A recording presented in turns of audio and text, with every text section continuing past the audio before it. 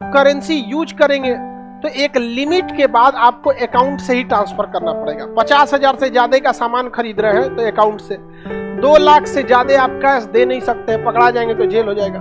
तो आप बड़े ट्रांजैक्शन से पहले बैंक आप पर क्या रखता है, नजर रखता है, जिस वजह से बहुत झमेला हो जाता है। इसलिए एक बहुत बड़ा दिमाग वाला आदमी था, उसका नाम था सातोशी नाकामोटो।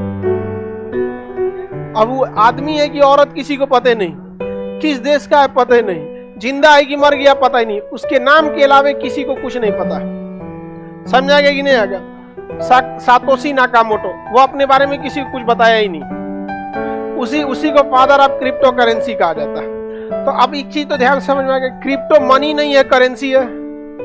मनी नहीं है, क्या है? करेंसी है, यानी ये भी सिक्योर नहीं है। तो पहला चीज की क्रिप्टो करेंसी सिक्योर नहीं है, कोई भी करेंसी सिक्योर नहीं है। कोई करेंसी सिक्योर है? जैसे श्रीलंका का रुपया गिर गया नीचे, करेंसी सिक्योर नहीं होता है, मनी सिक्योर होता है। तो क्रिप्टो करेंसी जो है वो कई तरह का, फेसबुक का भी अपना क्रिप्टो करेंसी है, लीरा, लिब्रा करके ऐसे करना है, लीरा बोल दिया क्या? हाँ, ऐसे करके लिब्रा एक तो है। पेट्रो है, वेनेजुएला का है। सातोशी नाकामोटो का बिटकॉइन है। ऐसे करके हजारों क्रिप्टो करेंसी है, जिसमें सबसे फेमस क्रिप्टो करेंसी बिटकॉइन, सबसे फेमस क्रिप्टो करेंसी बिटकॉइन है। तो ऐसा नहीं है कि केवल क्रिप्टो करेंसी एक गो है, बिटकॉइन क्या है? फेमस है। इस क्रिप्टो करेंसी में होता क्या है कि वो उस पर सेंट्रलाइज नहीं रहता है और ना ही उस पर किसी का कंट्रोल रहता है। अगर हम आपको 1 लाख रुपया भेजते हैं तो आपके अकाउंट में डायरेक्ट नहीं जा सकता है, हमको 1 लाख अपने बैंक में डालना पड़ेगा और वो 1 लाख आपके बैंक में डालना चाहेगा। अगर हम चाहें कि बाद में पता चला कि पैसा गलती से चल गया तो हम अपने बैंक को कहेंगे तो वापस वो खींच लेगा। यानी हमारा पैसा भले हमारा है, हमसे ज्यादा नजर कौन रखा है? बैंक वाला टुकु नजर रखा है। अब बैंक वाला बता देता है इनकम टैक्स को, क्योंकि इनकम टैक्स बैंक से जुड़ा हुआ है कि 10 लाख से ज्यादा का ट्रांजैक्शन होगा, तुरंत हमको मैसेज कर देना, ऑटोमेटिक मैसेज चला जाएगा, ज्यादा भेज रहा है पैसा। तो हमारी करेंसी कैसी है? सेंट्रलाइज कंट्रोल्ड है, जिससे कि नजर हो जाता है। अब हमको मान के चलिए विदेश से पैसा मंगाना है 50 लाख रुपया, तो सबसे पहले इंडिया में पैसा मंगाने के लिए कौन सा कोड चाहिए? IFSC code. आप विदेश से पैसा लगाने के स्विफ्ट कोड, विदेश से पैसा के लिए हंसी इमोशनल हो गया बेचारा एकदम। विदेश से पैसा मंगाने के लिए स्विफ्ट कोड, और भारत से हमको अमेरिका से 50 लाख मंगाना है, स्विफ्ट कोड। तो जो भेजेगा पहले अपने अकाउंट में रखेगा और उस अकाउंट से फिर इंडिया में कहां भेजेगा? हमारे अकाउंट में। और अचानक 50 लाख पहुंचेगा तो अकाउंट में फ्रीज हो जाएगा। फ्रीज मतलब बंद नहीं हुआ है, ना आप उसमें पैसा भेज सकते हैं ना जमा दिया आपका अकाउंट। अब आपको बुलाएगा, आओ आओ आओ आओ, मैनेजर साहब फोन करेंगे, आपके अकाउंट में सस्पिशियस एक्टिविटी देखी गई है, हचाक से इतना पैसा कहां से आया? तो जाओ का जवाब दो, तुम्हारा क्या काम है भाई? जिसका पैसा है, इससे इलीगल चीजों को रोका जा सकता है। तो सेंट्रलाइज करेंसी का फायदा है कि आप इलीगल एक्टिविटीज को क्या कर सकते हैं? रोक सकते। लेकिन एक ऐसा आदमी होता जो पैसा भेजता डायरेक्ट अमेरिका से भारत में, और वह पैसा किसी बैंक को पता नहीं चलता, तो वो हो जाएगा क्या? Crypto currency. हालांकि ये क्रिप्टो करेंसी आज के समय में, ये पहले से चल रहा है, 100 साल पहले से, जिसे हम हवाला बाजार कहते हैं। कौन सा बाजार? हवाला बाजार। उसमें पैसा कैसे भेजा जाता है? जैसे हमको 10 लाख रुपया पटना से दिल्ली भेजना है, पटना से कहां भेजना है? कितना? 10 लाख। तो हवाला बाजार के कई सारे एजेंट आते हैं, तो हमको पटना में कैश ले लेगा, लो भैया ये 10 लाख, उसका कुछ वो पैसा भेजने का 500 1000 रुपया जो चार्ज लेगा वो अपना चार्ज ले लेगा, और 10 लाख ले लिया। इसका कोई जान पहचान वाला होगा दिल्ली में, उसको फोन कर देगा कि भाई यहां से 10 लाख रिसीव हो गया है, वहां पे तुम भेज दो, पैसा पटने में है, लेकिन इसका रिलेटिव जो है वो कहां भेज दिया? दिल्ली। अब ये लोग बाद में अपना हिसाब किताब करते रहेंगे, और दिल्ली में उसके पास पैसा फोन कर देगा। अब हमको जिस व्यक्ति के पास पैसा भेजना था, दिल्ली में फोन कर देंगे, हाँ पैसा पहुंच गया है आनंद विहार रेलवे स्टेशन पे, ये नंबर है, इस आदमी से कॉल करो, जाइएगा बस स्टैंड के पीछे को प्लास्टिक में थमा देगा, जाओ हो गया। RBI देखते रहो, जो what is this? Swift code, IFSC code, challan, Nifty, RTGS, chequebook सब रखले रह गया है। समझा गया कि नहीं? अब देखिए, जो एजेंट हमारा पटना से कहां भेजा था? दिल्ली। अब उस एजेंट को तो दिल्ली के कई व्यापारी भी पटना भेजे होंगे। तू कहेंगे कि भाई 15 लाख हमारा पटना पहुंचा दो, तो ये पटना वाला एजेंट आके फोन करेगा, ये तोरा 10 लाख हम पहुंचैलो रहियो, वो 10 कटर पीटर हो जाएगा, हम यहाँ से यहाँ भेज देंगे। वो अपना हिसाब कर लेता है सब, और ऐसे ऐसे व्यापार करता है। इसे हम लोग क्या कहते हैं? हुंडी। क्या कहेंगे? हुंडी। समझ में गया? बैंक गायब, पते नहीं है यहाँ पे, निकल गया बैंक, यहाँ पे चिल्लाते रहिए आप। बैंक में झमेला है, 900 का पूरा एजेंट है, सब ट्रेनिंग है, कितना पुलिस को देना है, कितना क्या देना है, सब चीज तो फिक्स रहता है ना। नहीं समझा गया? जिसको यही व्यापार करना है वो मैनेज करना सीख लेगा। नहीं सीख लेगा? करोड़ों का व्यापार यहाँ पे। दाऊद इब्राहिम का नाम सुने? उसका सबसे बड़का बिजनेस यही है, विदेश से पैसा मंगा के इंडिया में, पाकिस्तान में, UAE में, अरब में शिफ्ट करने में सबसे ज्यादा उसका यही पैसा काम करता है। उसका मेन बिजनेस यही है। आपको तो बकलवा तो अपराध है ये, हम कहाँ कह रहे हैं अपराध नहीं है। ये तुम अजब आदमी है यार तुम। बताइए कर सर ये तो गलत बात है ना, आपको नहीं लग रहा ये गलत है? तू कह रहा है कि सर ये तो गलत बात है। गलत बात है? तू फोन पे बतियाते रहता है, वो सही बात है? चलो ध्यान दो आप। आपको समझ में आ रहा है कि नहीं आ रहा? क्या इसमें बैंक काम आया? क्या इसका हिसाब RBI को लगा? ये आदमी A है, ये पटना पैसा भेजा B को, यहां से जब भी पैसा भेजा तो कहा जाता है कि इस व्यक्ति को मान के चलिए कितना % टैक्स लगना है? 30%। तो पहले ही TDS कहता है, टैक्स डिटेक्शन एट सोर्स, कि तुम 10% हमको अब ये काटे के भेजो उसके पास, और इससे हम बाद में कितना ले लेंगे? 20%। तो इनकम टैक्स दोनों पे नजर रखता है। समझ में आ गया कि नहीं आ गया? आप इधर भेजे तो 10% आपसे ले लिया, इनसे कह दिया अब तुम भागोगे कहां से, क्योंकि ये TDS देते समय तुम्हारा पैन कार्ड, आधार कार्ड दे दिया है, तो ये भाग जाएंगे। क्योंकि TDS भरते समय पूछता है किसको दे रहे हैं, नाम, उसका पैन कार्ड, आधार कार्ड। लो सोच रहा है तो भेजने समय वो फंसा दिया, तो किसी आदमी को फंसाना है ना बढ़िया से, तो ओकरे नाम पे TDS काट आप काटेंगे कितना? 10%। आओ फंसेगा इधर ही आप। तो आप ऐसे कैसे काट सकते हैं? वो बोल सकता है ना कि भाई जबरदस्ती काट दिया, हमको पता ही नहीं है, लेकिन अगर उसके अकाउंट में पैसा आ गया है तो गए काम से, यहाँ पर TDS काट देगा। तो भाई अगर सोचिए, अगर वो व्यक्ति 1 लाख इधर भेज रहा था, इधर कितना भेज रहा था? 1 लाख, तो इसको 10% यही काटना था, 10% यही काटना था। 10% कौन ले गया? Income tax. अब फिर इधर पहुंचने के बाद 10% कौन ले जाता है? Income tax. यानी ये इधर से निकला कितना? 1 लाख, और यहाँ पहुंचा कितना? 70,000। फायदा गवर्नमेंट को कितना? 30,000। इसी में घुसा दीजिए हवाला बाजार को। किसे घुसाइए? हवाला बाजार। तो कह गए 30,000 ना, हमारा 21,000 दे दो, हम पहुंचा देंगे आप पे। उसको दीजिए कितना? 1। और फोन करेगा दिल्ली अपने एजेंट को, और वो एजेंट कॉल कर लेंगे सब, हाँ आइए ना, गली के पीछे खड़े हैं, देखो चाय वाला दुकान देख रहे हैं ना, हाँ हाँ हाथ उठाइए, हाँ हाँ बस बस बस बस यही है, तो बैग लो जाओ, चल गया। समझ में आ गया कि नहीं आ गया? अब बताओ, गवर्नमेंट को चूना लगा दिया सब कि नहीं लगा दे? लेकिन ये कितना देर करिएगा? ये कितना देर करिएगा? बार बार आप फिजिकली जाके आना ले जाना, पकड़ाने का डर, टाइम का लगना, टाइम लगता है वहां पे, 1-2 दिन लग जाता है वहां। दूसरा, अगर भाग गया एजेंटवा तो कुछ नहीं कर पाएंगे। अरे ये यहाँ तो कम से कम बैंक नहीं ना भाग सकती है। एजेंटवा को दिए कि 10 लाख दिल्ली पहुंचा देना, अब भाग गया लेके, तो थाना में जाएंगे कि एजेंट को दिए थे, भाग गया तो पहले हमरे पकड़ लेके चला आओ, तेरा एजेंट को देता है यार, इकोनॉमी की ऐसी तैसी करके रख दिया है एजेंट को। तो यहाँ सबसे बड़ी की गलती होती है, भाग जाते हैं सब। तो ये बहुत पहले से चल रहा था, समझ में आ गया कि नहीं? इसी कंसेप्ट को ऑनलाइन कर दिया बिटकॉइन। सेम इसी कंसेप्ट को ऑनलाइन कौन कर दिया?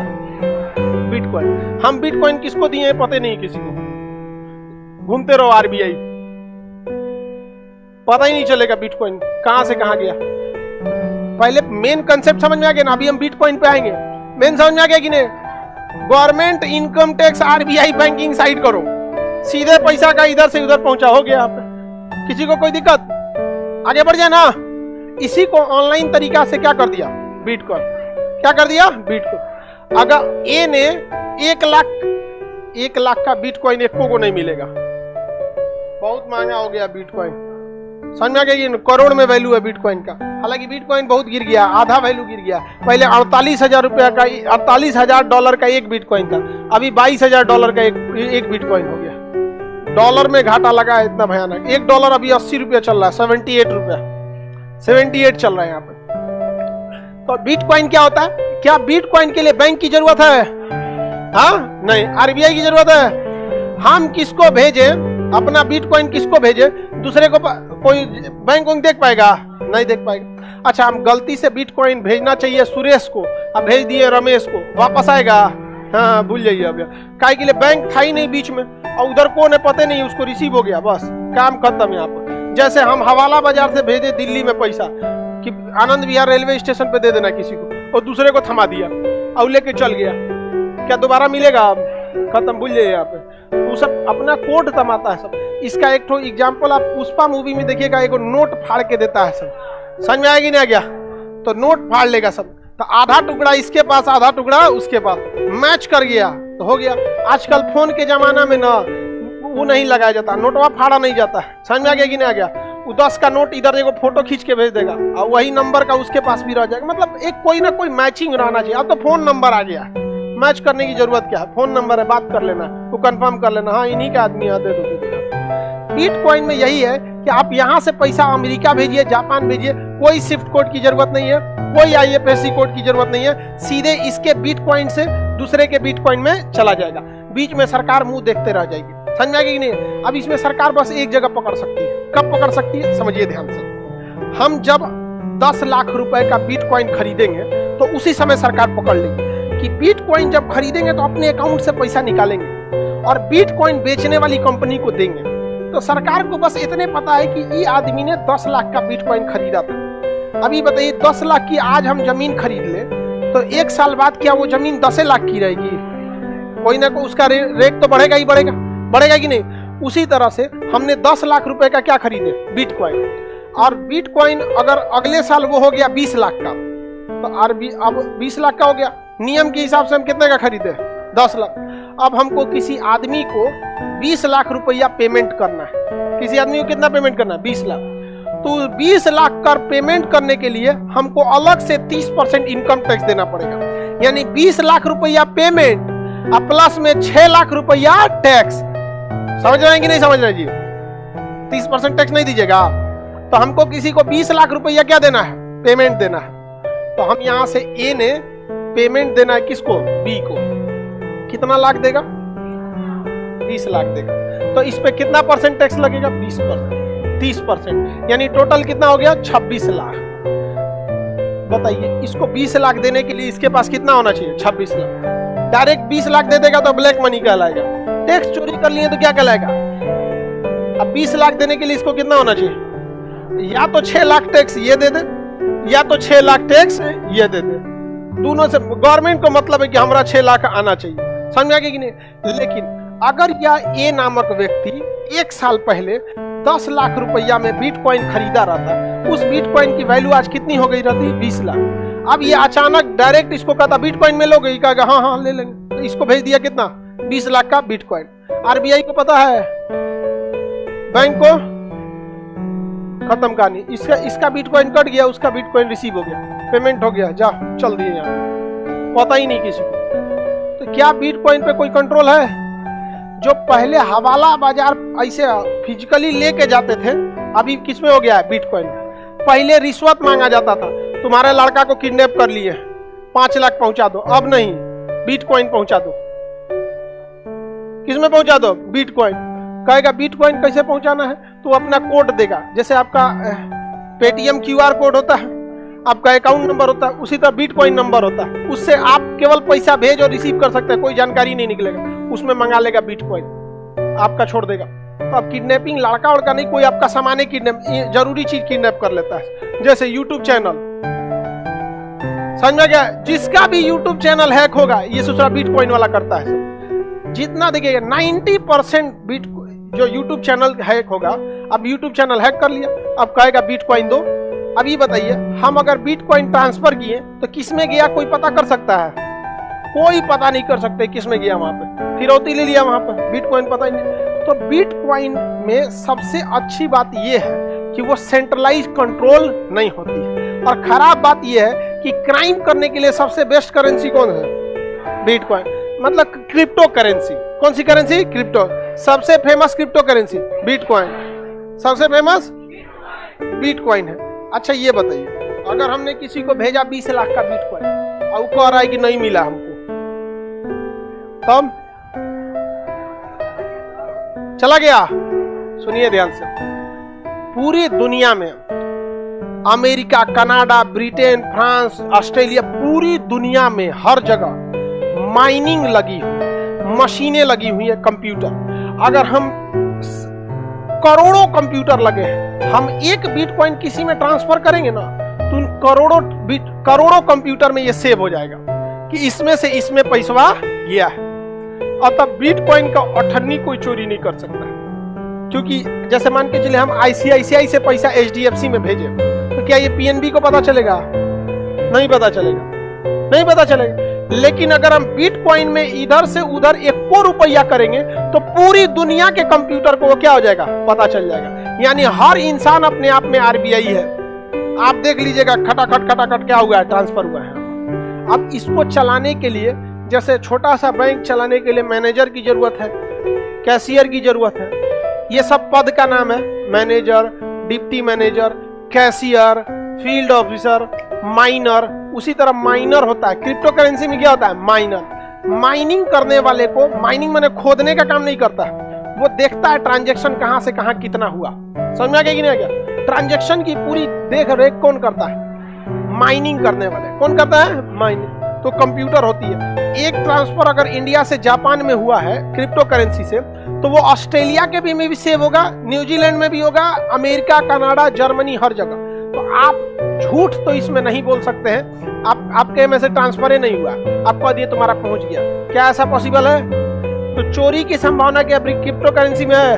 नहीं। लेकिन अगर गलती से दूसरे में भेज दिए तब वापस आने वाला नहीं है। एक आदमी का बिटकॉइन है बहुत ज्यादा, अरबों खरबों रुपए है, और उसका पासवर्ड भूल चुका है। 3 पासवर्ड की 4 पासवर्ड देता है, और उसका मतलब एक बस चांस बचा हुआ है। और अगर उसका पासवर्ड आ गया तो क्रिप्टो करेंसी में वो राजा हो जाएगा। अरबों खरबों रुपया है। पहले क्रिप्टो करेंसी बहुत सस्ता था, 100 रुपया का, अभी तो करोड़ में मिलता है। 2012-13 में कोई क्रिप्टो करेंसी को, बिटकॉइन को पूछता नहीं था। उसी समय वो 1 लाख बिटकॉइन ले लिया। हाँ, सस्ता मिल रहा था। हाँ, हो जाता है कैश में भी। अब कैश में कौन बेवकूफ बिटकॉइन को कैश में कन्वर्ट कराएगा? ये बताओ ना।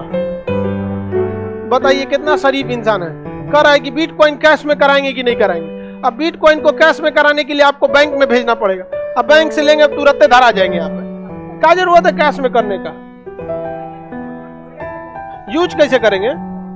अरे यार, अजब आदमी है इंसान। अपना यूज का 10 से 20 हजार से ज्यादा आदमी अपने पे खर्चा नहीं करता है। खाना पीना कपड़ा ये अपने पैसा से खरीद लो। अब बाकी जो संपत्ति खरीदना है उसको बिटकॉइन से खरीदते रहो। कौन चीज तुम आलू खरीदेगा बिटकॉइन में? समझो बाबू, जो आदमी चेक साइन करता है, कभी सुने किसी को कि आलू खरीदा तो चेक साइन कर रहा है? अपनी जरूरत की चीजों की चीजें आदमी कैश और ऐसे ले लेता है। चेक का यूज कब होता है? बड़ी चीजों के लिए। बिटकॉइन का यूज बड़ी चीज के लिए। कभी सुने है कोई कैश, चेक से कैश निकाल रहा है? बहुत कम में आदमी निकालता है। समझा नहीं? क्या कहना है कि जब दुनिया को पता चल जाएगा पैसा भेजा गया इसमें से इसमें, तो फिर सरकार को कैसे नहीं पता चलेगा? वो ये नहीं पता चलेगा कितना पैसा भेजा गया। कोड होता है, कोड, कि इस अकाउंट से इतना कोड का ट्रांसफर दूसरे अकाउंट में हुआ है। बाकी और कुछ पता नहीं चलता। जैसे आप स्विस बैंक में अकाउंट खुलवाइएगा ना, तो आपका नाम नहीं मिलेगा, आपका कोड मिलेगा। कोड, इसीलिए ना पता नहीं चलता है किसका पैसा है। अब इंडिया के एक आदमी का कोड मिल गया था, लोटस। नाम क्या था कोड का? लोटस। और पता चल गया, लीक हो गया मामला कि लोटस नाम का एक अकाउंट है। और ये 1985 की बात है, 84-85 का। विश्वनाथ प्रताप सिंह, वीपी सिंह उस समय प्रधानमंत्री के रेस में चल रहे थे और राजीव गांधी चुनाव जीत रहे थे। वीपी सिंह ने हल्ला कर दिया कि लोटस का मतलब क्या होता है? कमल। और राजीव का मतलब क्या होता है? कमल। समझ में आ गया कि नहीं आ गया? अब चुनाव है भाई, अब सही भी हो सकता है, गलत भी हो सकता है, लेकिन उस समय ये बहुत मामला पकड़ा हुआ था कि राजीव गांधी का ही पैसा रखा हुआ है उसमें, क्योंकि उसमें कोड क्या था, लोटस, और राजीव का भी मतलब क्या होता है, कमल, और लोटस का भी मतलब कमल। तो देखिए गवर्नमेंट इससे पहले बैन की हुई थी, तो कोई मानता था नहीं, क्योंकि इसके लिए आपको किसी ऑफिस में जाना नहीं है, मोबाइल में खटाखट कर देना है, तो छापा कहाँ मारिएगा, ना कोई जानकारी देता है ना कुछ। हाँ तो अभी गवर्नमेंट को पता है, तो गवर्नमेंट पहले इसे लीगल नहीं माना था, लोग मानते ही नहीं थे, और करोड़ों करोड़ों का व्यापार किसमें होता था, क्रिप्टो में, और क्रिप्टो इतना कोडिंग में है कि आपको पता नहीं चल पाता है कि किसका कोड है। तब गवर्नमेंट मजबूरी में आके कही कि क्रिप्टो करेंसी से व्यापार कीजिएगा तो हम टैक्स लेंगे, कही कि भैया पकड़ा है ये नहीं रहा है, लॉस भी हो रहा है, उससे अच्छा क्या ले लो, टैक्स ले लो। तो अभी गवर्नमेंट क्रिप्टो करेंसी को लीगलाइज कर दी है, क्या कर दी है, लीगलाइज कर दी। बशर्ते टैक्स कितना लेगी गवर्नमेंट, 10-20% आपका क्या लेगी, टैक्स लेगी, अलग अलग लेवल पे टैक्स अलग अलग होता है। हाँ व्यापार कर सकते हैं बिटकॉइन, बशर्ते सामने वाला लेने के लिए रिसीव करे। समझिए ध्यान से, हमारा रुपया जो है वो लीगल टेंडर है, यानी अगर हम किसी को भारत में रुपया में पेमेंट देते हैं तो वो मानने के लिए कंफर्म है, उसे लेना ही पड़ेगा। समझ में आ गया कि नहीं? अगर आप किसी को आगे फोन पे कर दे तो मना कर सकता नहीं, आप कहेंगे अकाउंट ट्रांसफर कर दे तो कहेगा नहीं, लेकिन आप कहेंगे कि हम आपको पैसा दें तब वो मना नहीं कर सकता, क्योंकि रुपया क्या है, लीगल टेंडर है। रुपया क्या है, लीगल टेंडर। उसी तरह से क्रिप्टो करेंसी लीगल टेंडर नहीं है। आप किसी को बिटकॉइन देना चाहते हैं, क्रिप्टो में देना चाहते हैं, दे सकते हैं, लेकिन सामने वाला रिसीव करने के लिए बाध्य नहीं है, बाध्य नहीं है। तो बताइए क्रिप्टो करेंसी को लीगल करके सही किया ही गलत है? सही किया, वो तो चोरी हो ही रहा था, पैसों जा रहा था वहां पर। समझ में आ गया कि नहीं आएगा? सेम जैसे बिहार में दारू वाला सिस्टम है, बिक रहा है, हालांकि पीने वाले की गलती है, ये नेपाल से भी आ जाता है लोग। बताइए ध्यान से, बिटकॉइन का ट्रांजैक्शन क्या दिख सकता है? क्या बिटकॉइन के ट्रांजैक्शन की लेन देन का रिकॉर्ड कौन रखता है? माइनर। आप भी माइनिंग का काम कर सकते हैं कि नहीं? कर सकते हैं। माइनिंग के लिए बस आपको एक कोर्स लेना पड़ता है, उसमें जब सही से हो जाइएगा तो आप माइनिंग करने लगिएगा। अच्छा काम कीजिएगा तो इसमें ना सैलरी मिलने वाला है नहीं आपको, अच्छा काम कीजिएगा तो आपको अपने से बिटकॉइन मिलेगा, और नहीं कीजिएगा तो चुपचाप माइनिंग करते रहिए, कोई फायदा होने वाला नहीं है यहाँ पर। अगर हम रूस से सपोज कीजिए, रूस में 10 करोड़ रुपया भेजना चाहते हैं, तो ऐसे भेजेंगे तो पकड़ा जाएंगे कि नहीं? पकड़ा जाएंगे।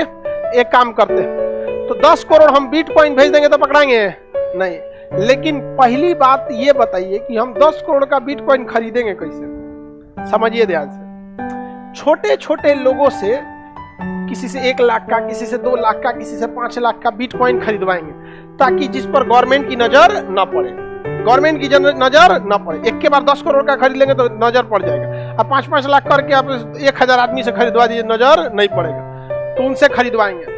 अब जैसे खरीदाएगा उतने भर गवर्नमेंट को क्या रहेगा, पता रहेगा। अब तो खरीदा गया, अब उन सब से कहां मंगा लेंगे? अपने पास मंगा लिए। हमारे पास बिटकॉइन 10 भेज दिए, कहां? रूस में। देखते रहो पुतिन। समझ में आ गया कि नहीं? अमेरिका वालों ने बैन लगा दिया था किस पर? रूस पर, कि रूस पे कोई व्यापार नहीं करेगा, उसकी मुद्रा कोई नहीं लेगा, रूबल को। उसे जरा बिटकॉइन लेने लगा। क्या लेने लगा? बिटकॉइन। अमेरिका परेशान हो गया कि बिटकॉइन ही तो और खतरनाक है, इसको और प्रॉफिट होगा। रूस की अर्थव्यवस्था क्या गिर पाई? नहीं गिर पाई। तो क्या क्रिप्टो करेंसी सेंट्रलाइज है? बिटकॉइन खरीदेंगे कैसे? ऑनलाइन आप खरीद सकते हैं, लेकिन जहां ज्यादा खरीदेंगे आप पे सरकार नजर रख लेगी। उसका भी तरीका बताया आपको, इधर उधर से खरीद के मंगा लीजिए अपने पे। आप मंगाने के बाद आप पे नजर रखना पॉसिबल नहीं है। फिर किसका है? माइनिंग वाइनिंग का काम होता है, पता सब चल जाएगा। देखिए बात समझिए, गवर्नमेंट को नहीं पता चल पाता। जैसे आपकी कोई आतंकवादी हथियार खरीद रहा है, अब उसको पता है कि हमको ये हथियार का पेमेंट देना है। अब वो हथियार का प्राइस कोई ऐसे तो बर्गर का प्राइस है नहीं कि खुलेआम बिकेगा। लीगल चीजों का ना प्राइस होता है, इलीगल का तो मुंह मांगा होता है। जैसे शराब जहां लीगल है वहां एमआरपी पे मिलता है। अब बिहार में जोन चीज मांगेगा देना पड़ेगा। अब कोनो को एकदम पीने का एकदम अब मूड बना लिया है, उससे 500 ज्यादा भी मांगेंगे तो देगा। तो इलीगल चीजों का प्राइस नहीं होता। जो व्यापारी है, जो खरीदार है, अपना इंटरनेट पे दाम फिक्स कर लिए और टैक्स बचाने के लिए पेमेंट किससे कर देंगे? बिटकॉइन से। ये बहुत बड़ा चेंज चल रहा है। जितना इंटरनेशनल क्राइम है, इतना सब हो रहा है, सब किस पे हो रहा है? बिटकॉइन पे हो रहा है। और इसके लिए इंटरनेट का एक अलग दुनिया होता है, डार्क वेब। समझ में आ गया कि गूगल का 3 दुनिया। एक नॉर्मल गूगल आप यूज करते हैं, एक इनकॉग्निटो जो आपको बताए थे, देखे थे ना इनकॉग्निटो, यहां पे क्लिक किए इनकॉग्निटो काला हो गया है। क्या सर्च करेंगे, कोई रिकॉर्ड नहीं बचेगा, कोई रिकॉर्ड नहीं बचेगा, ना हिस्ट्री बचेगा, ना ये पता चलेगा कि किसने किया है। बात समझिए। यहां देखिए, यहां पे अभी क्या लिख रहा है? इनकॉग्निटो।